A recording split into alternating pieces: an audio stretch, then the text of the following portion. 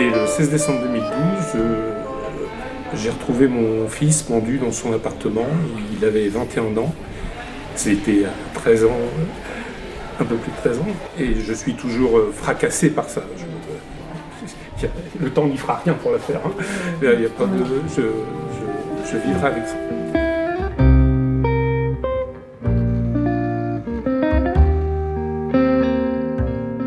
Imaginez, une dizaine d'inconnus se retrouvent autour d'un verre pour parler de la mort. Un moment de liberté pour aborder cette question délicate, un moment d'écoute pour libérer la parole, soulager une douleur immense sans se faire juger. Voilà le concept des apéros mortels. Des initiatives présentes partout en France. C'est gratuit, trimestriel et ça dure en moyenne 2 heures. À Rouen, c'est Audrey Gourlaouen, gérante d'une entreprise de pompes funèbres, et Clémentine Delon, thérapeute, qui accueillent les participants.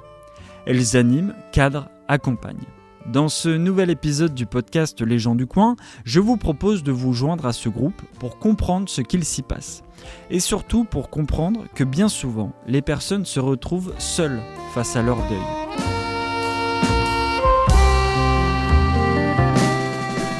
Donc là, où est-ce qu'on va ? Voilà. Là, on va au bar Le 3 pièces, 49 place du Général de Gaulle à Rouen. Au premier étage. Dans des canapés. Boire de la bière. Oui, parce que apéro de la mort ne veut pas dire forcément alcool. C'est avec ou sans alcool. Hein. Tout va bien. Bon, en tout cas, soyez les bienvenus. Merci. Donc, c'est notre 8e apéro de la mort. T'as vu comme je compte bien ? J'avais un doute entre 6 et 8, mais bravo. Que vous dire, si ce n'est que c'est un temps qu'on vous propose d'ouverture sur la thématique de la mort. On ne sait pas, il n'y a pas de thématique prédéfinie autre que celle-ci. Vous offrir un temps libre pour chacun vous exprimer, vous présenter. On va commencer par un petit tour de table et puis on verra après au fil des thématiques ce qui ressort. Ce qui nous semble important de poser dès le départ, c'est que c'est un temps qu'on souhaite confidentiel. Donc vous allez vous connaître par vos prénoms. Vous allez raconter des histoires, parfois des choses un peu sensibles, et on vous demande, par souci de respect des histoires de chacun, de garder ces temps pour vous ou de les anonymiser si jamais vous devez en parler à l'extérieur. Voilà. Et puis bien sûr, c'est un temps bienveillant où on respecte les croyances de tout le monde, voilà, parce qu'on peut ne pas être d'accord du tout, ne pas croire du tout la même chose, ne pas avoir la même foi, et pour autant, s'enrichir des expériences des uns et des autres. Donc moi, je suis Clémence Delon, je suis ergothérapeute de formation initiale, je suis aussi thérapeute, j'ai eu une activité libérale en cabinet, et puis aujourd'hui, formée en soins palliatifs, je co-anime de manière bénévole avec Audrey ces apéros depuis 2023. Voilà. Donc Audrey, je suis très contente déjà de rencontrer de nouvelles personnes que je n'avais pas vues jusqu'alors et d'autres que je connais un peu plus.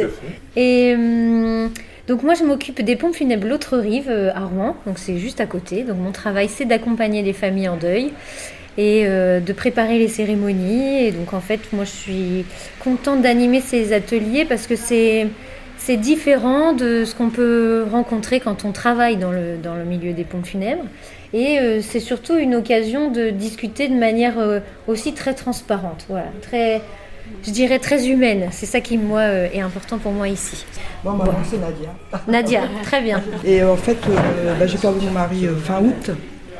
Il avait une leucémie chronique pendant 20 ans et elle s'est composée des cellules, de mauvaises cellules.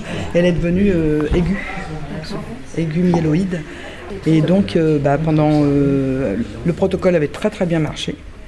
Et puis en 15 jours de temps, ça a été mois d'août. Donc après, ils ont dit, on ne peut plus faire grand-chose, les blasses reviennent malgré la chimio, alors que ça faisait 7 mois qu'il n'en avait plus, mais enfin. Donc du coup, il lui faisait des transfusions.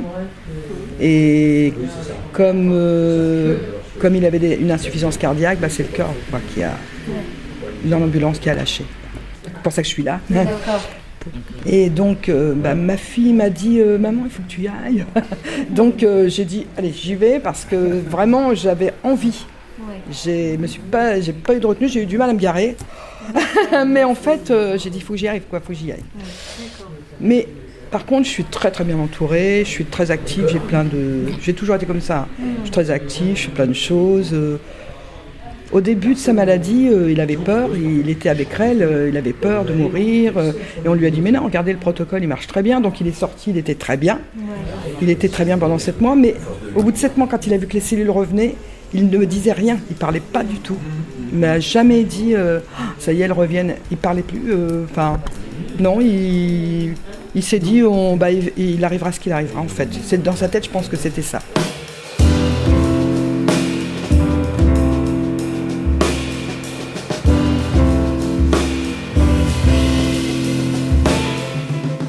C'est assez inédit de parler de la mort, de quelque chose qui est très intime avec des inconnus. Pourquoi cette démarche ?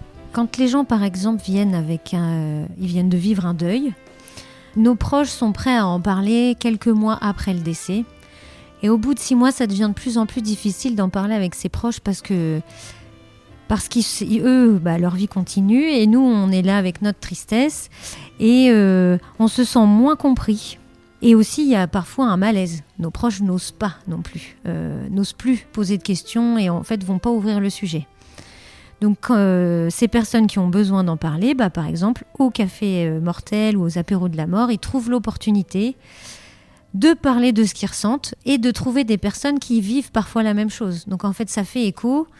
Chacun partage de manière très simple ce qu'il vit et comme ça fait écho parfois avec ce que d'autres disent, en fait, on peut aussi parfois creuser ou partager des idées communes ou simplement se sentir humain et pas tout seul.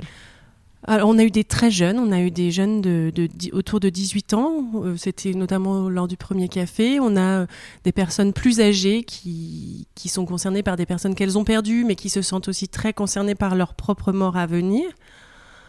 Je dirais, je sais pas si je peux définir un profil particulier. Spontanément, je dirais autour de 50, 45, 50 ans. Hervé, moi. Je m'appelle Hervé. Merci, Clarisse. C'est la mort au sens général. Qu'est-ce que le concept même de la mort? Alors, je ne suis pas du tout intellectuel parce que ce que je raconterai, je l'espère plus tard, c'est personnel. Mais quand il vous arrive des choses personnelles, forcément, on est amené à réfléchir à la mort. La mort de qui? La mort des proches, un mari, une femme, une sœur, un enfant. Sa mort. Donc tout ça, ça fait partie d'un concept de notre existence qui commence à la naissance. Il y en a qui sont suffisamment épargnés, il y en a qui le sont un peu moins. Moi, j'ai perdu mon mari le 17 mai 2024, le pire jour de ma vie. Le monde s'est écroulé. Il était hospitalisé et il avait un dernier vœu qu'il m'avait dit, qu'il voulait être dans le même cimetière que ses parents. Et je ne savais pas si j'allais pouvoir exaucer son vœu. Et le souci, c'est qu'il avait un cancer et il était hospitalisé à Saint-Hilaire en mars. Il est rentré à la maison, il a été en hospitalisation à domicile. Très dure période, très difficile. Et il est retourné à l'hôpital, entre guillemets, contre son gré. C'est moi qui a vu ce qui arrivait, c'est moi qui a dit qu'il allait à l'hôpital. Je lui ai menti.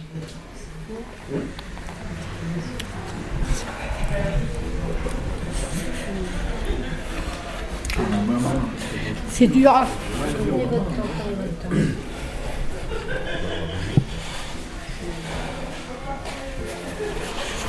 C'était important pour vous qu'il aille à l'hôpital? Il m'a regardé et quand je pense qu'il a compris que c'était moi et il m'a dit « Toi, sortir ». C'est l'une des dernières paroles que j'ai eues.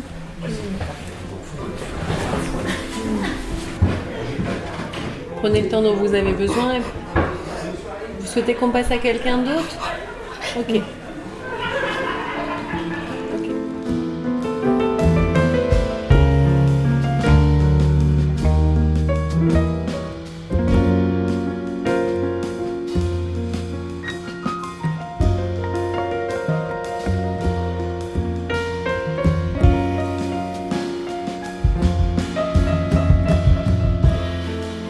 ces temps aussi nous permettent, avec Audrey, de repérer les personnes qui sont toujours en grande souffrance et de les orienter, ou en tout cas de les inviter à en parler à leur médecin traitant, voilà, les inviter à aller se faire aider. C'est pas un groupe de parole, hein. Enfin, c'est pas thérapeutique. La vocation, c'est d'ouvrir un espace de discussion et d'échange. Et quand on sent qu'il y a des besoins qui sont bien supérieurs, en tout cas qu'il y a une parole qui est monopolisée, ça c'est à Audrey et moi de gérer et de cadrer le groupe, mais il faut que ces personnes-là puissent trouver l'aide dont elles ont besoin. Pourquoi la mort c'est tabou ? Personne ne sait vraiment ce que c'est. Donc il y a une espèce de mystère qui tourne autour de ça et personne ne sait ce qui se passe après et on sait tous qu'on va mourir. Évidemment, ça fait peur parce que quelque chose s'arrête, c'est la vie.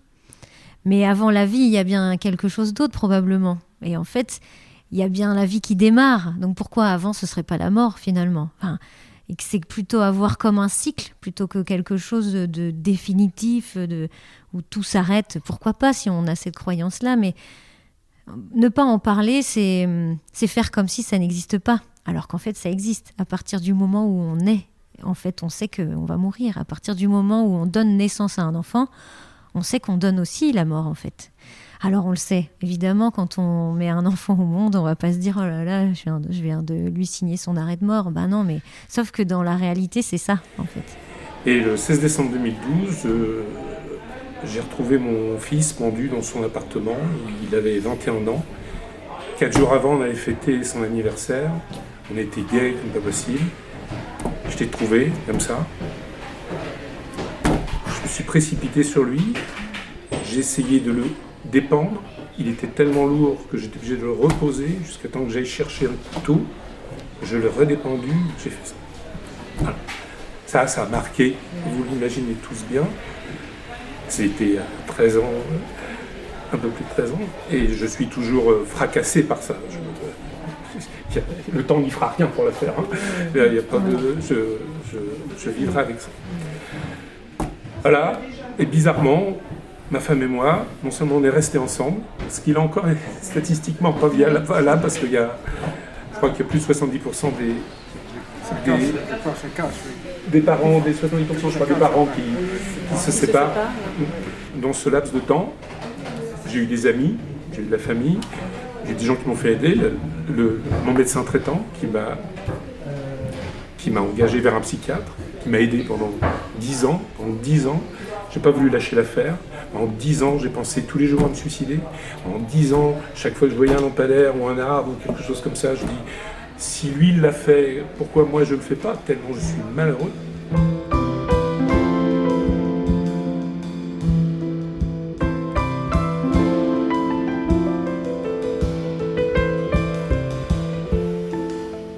Il y a quelques années, j'avais des maux de tête terribles. On m'a passé un scanner, on m'a dit il faut absolument que vous fassiez opérer des cervicales. Parce que sinon vous allez être paralysé. Du jour au lendemain, à un coup de ceinture, vous avez un problème. Donc j'ai fait l'opération en pensant à mon fils, à ce qu'il avait fait, à ses cervicales à lui, aux miennes maintenant. 2 ans après,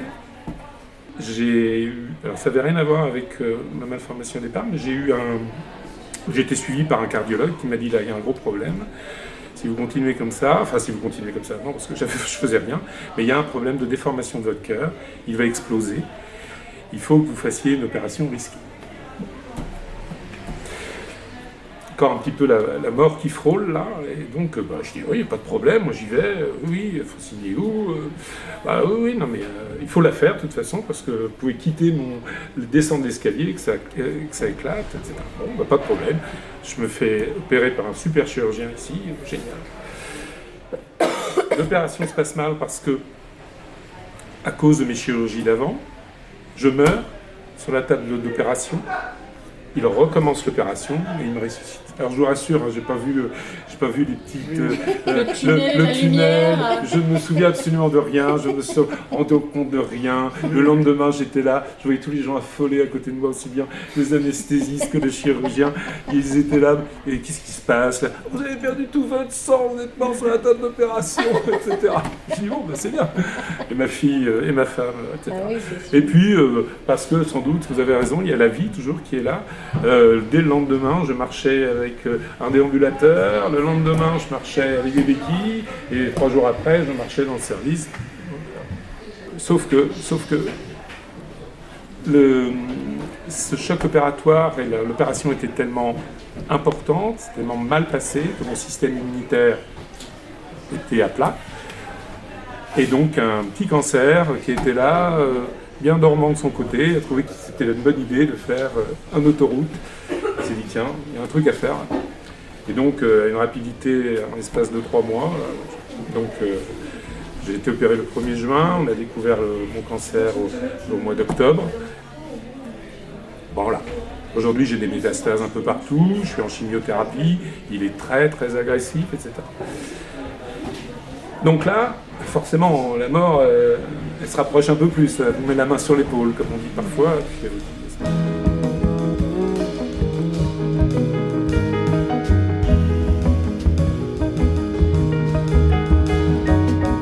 En France, est-ce qu'il existe des dispositifs pour accompagner les personnes après la mort? On s'entend bien, c'est pas forcément des psys, c'est vraiment des dispositifs où on peut être accompagné. Ou alors on est un peu laissé comme ça, voilà, il y a une mort, il y a la cérémonie, voilà, il y a les doléances, et puis après... Ben ouais, c'est plutôt ça.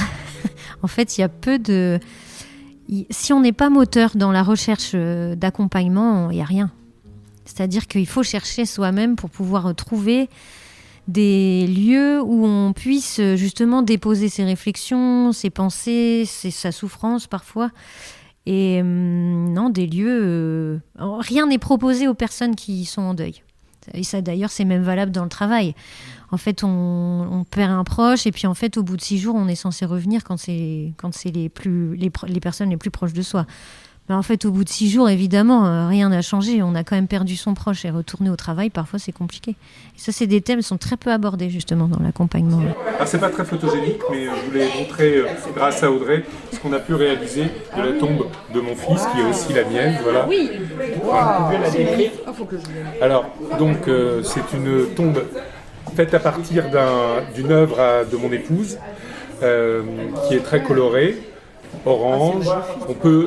On y voit ce qu'on veut y voir. On peut imaginer un arbre, on peut imaginer plein de choses. Donc, son œuvre a été calée sous 3 couches de verre pour qu'elle ne soit pas comme la précédente œuvre un peu trop...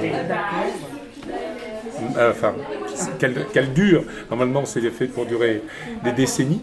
Et voilà. Mon fils était d'une telle vivacité que je ne voyais pas faire un marbre gris sombre comme tous, on est tous alignés. On est déjà tous habillés, moi le premier, en bleu marine ou en gris. J'ai dit non, là, non. Elle doit interpeller dans le cimetière. Ouais, je sais pas si elle interpelle, c'était pas fait pour ça, mais c'était ce qu'on voulait tous les deux. Qu'est-ce que vous en avez pensé alors de ce café mortel? Moi, c'est la première fois que je viens. C'est bien. On rencontre des gens qui sont dans la peine comme nous, mais on échange, l'échange, le partage. Je trouve que c'est bien. L'échange, le partage, même sur la mort. De toute façon, ça fait partie de la vie aussi. Oui, c'est ça. C'est pouvoir parler de la mort. Ouais. C'est un tabou. Ouais. Et là, au moins, on peut en parler tous ensemble et puis dire ce qu'on ressent et les personnes s'expriment aussi. Oui. Ça fait vraiment du bien. Sans jugement? Sans jugement. Non, faut jamais juger. De toute façon. Ah non. Ouais, c'est mauvais On n'est jugement. pas là pour juger. Oh non. Et j'ai trouvé des gens très courageux comme Hervé. Bah oui. Ouais, c'est très courageux de sa part, franchement. Chacun son histoire chacun son personnelle. histoire.